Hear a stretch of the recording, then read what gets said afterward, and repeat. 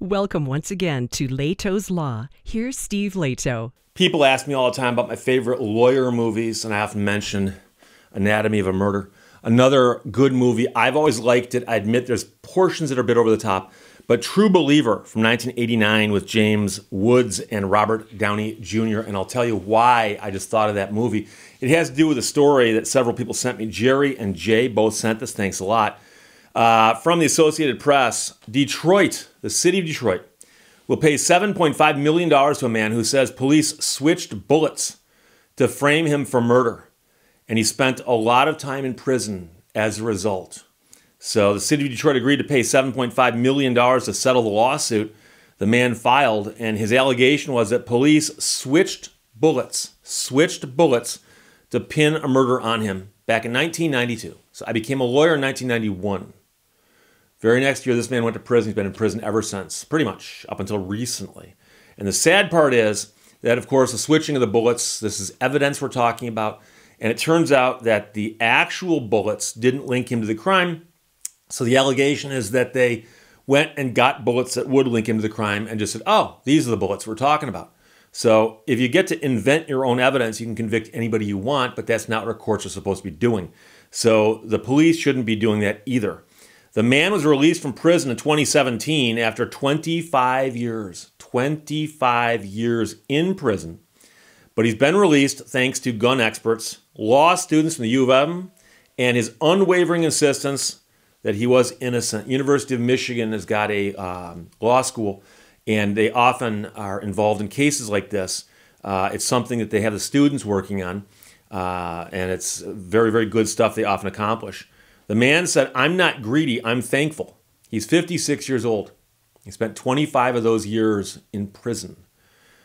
He told that to the Associated Press after the city council approved the settlement. So the city council for Detroit had to approve the settlement, and they did so. The man said, it's a blessing to be alive with my children and grandchildren. It was a blessing to not lose my life in there. He was convicted of fatally shooting a friend outside a restaurant back in 1992. Police seized a gun that belonged to his mother and said it was the murder weapon. So in 2016, the Innocence Clinic at the University of Michigan Law School asked a judge to reopen the case. Photos of bullets taken from the victim didn't resemble the bullets that were examined by a defense expert before the trial decades earlier.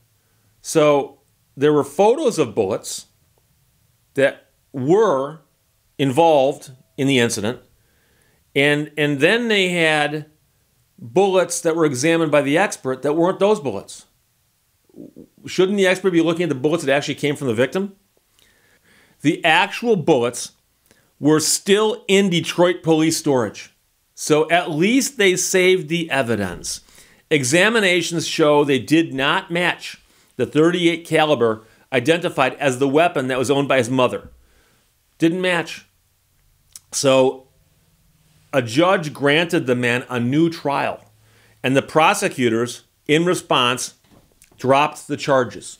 And so procedurally, just so you understand this, the Innocence people, Innocence Clinic, found evidence that clearly showed there was misconduct at the first trial. They came forward with it, and nobody wanted to do anything. So the man brought a motion for a new trial. And after a judge saw the evidence, goes, of course you get a new trial. Granted a new trial. At that point, the prosecutor dropped the charges. Some people are wondering, and I'm going to tell you, the prosecutor could have brought a motion to simply have the man released and have the conviction reversed, and they could have done that without forcing him to go through the steps of filing the motion for a new trial. But for whatever reason, they made him jump through one last hoop.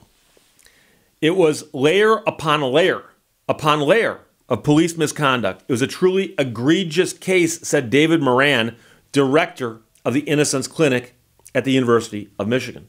Now, after he was exonerated, the man and his family filed a multi-million-dollar lawsuit seeking both compensatory and punitive damages for the alleged violations of his constitutional rights that led to a wrongful conviction. The suit named the city of Detroit as well as police officers who, the man says, fabricated and withheld evidence during their investigation into Bennett's murder. And by the way, you understand that, right? They fabricated evidence by saying, well, let's use these bullets. And then they withheld evidence by saying, oh, and let's remove the actual bullets. During depositions in the lawsuit, even the city's expert acknowledged that the bullet analysis by the police lab decades ago was inaccurate. And this is the man speaking, quote, "It's one of two things, a horrible mistake or it was deliberate. I don't know." And that's a man who worked for 32 years at the Georgia State Crime Laboratory, brought in as an expert, and says it was either a horrible mistake or it was deliberate. And when people make mistakes that go in their favor and against other people's favor, what are the odds?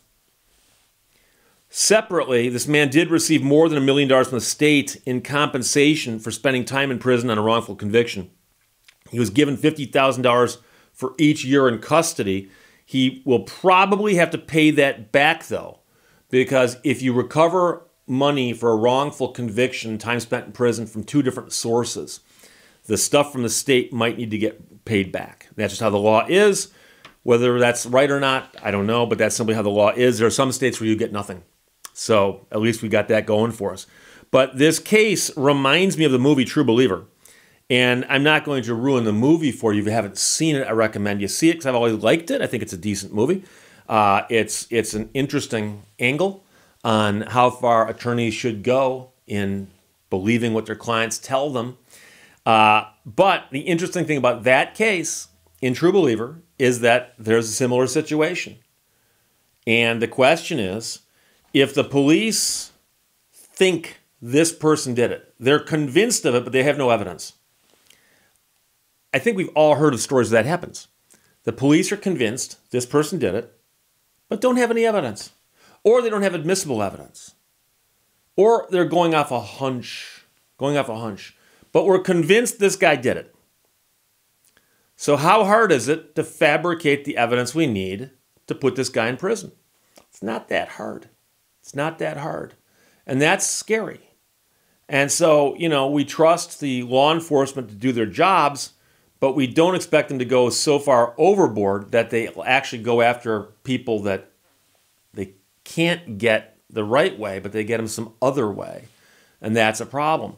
So it appears to be, in this case, they were convinced they had the right guy, or they wanted to close the file. We don't know that actually, do we? It could just be that they thought, well, this guy's a likely suspect. Think he did it. Bullets don't match, but quite frankly, it might be the one from the mom. It might be another one. Maybe he tossed it down a sewer. Who knows? But let's just get this to match up so we can make this guy go away.